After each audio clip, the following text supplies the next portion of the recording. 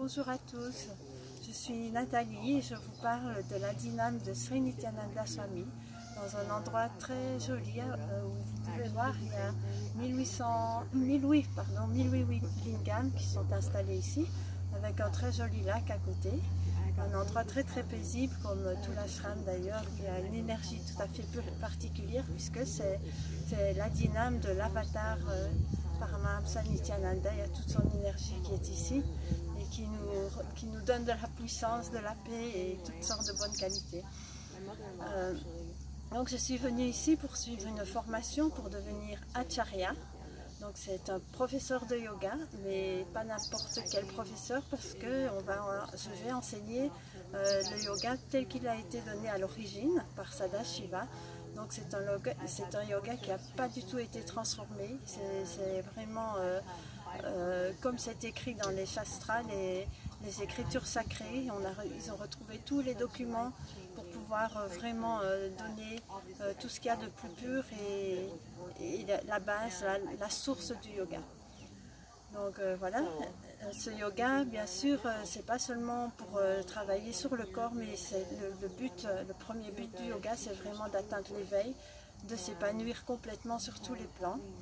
Donc voilà pourquoi j'ai choisi de suivre cette formation et de petit à petit partager tout ça avec vous.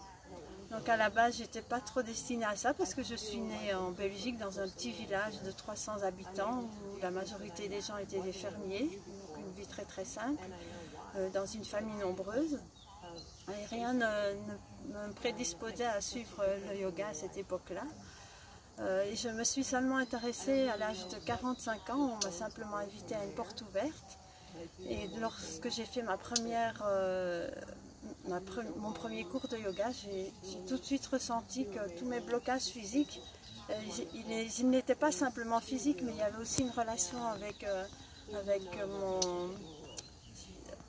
mon comportement, comment je me sentais dans la vie.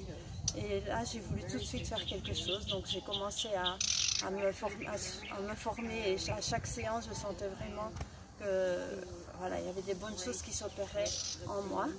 Et depuis ce jour-là, je n'ai jamais arrêté le yoga. Mais par la suite, j'ai continué ma quête sur le yoga et c'est là que j'ai rencontré, en cherchant sur internet, j'ai pu découvrir Sri Nityananda Swami. Et on va dire que c'est lui qui vient faire revivre vraiment le yoga de l'origine, nous rappeler que le yoga est une science sacrée et qu'il vient de l'hindouisme, du Sanatana Hindu Dharma.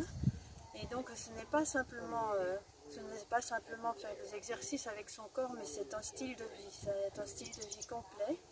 Et voilà, on apprend ici vraiment ce style de vie qui va nous apporter la santé sur tous les plans. Il y a aussi l'alimentation qui est très importante. L'alimentation est aussi tirée des anciennes écritures des Agamas.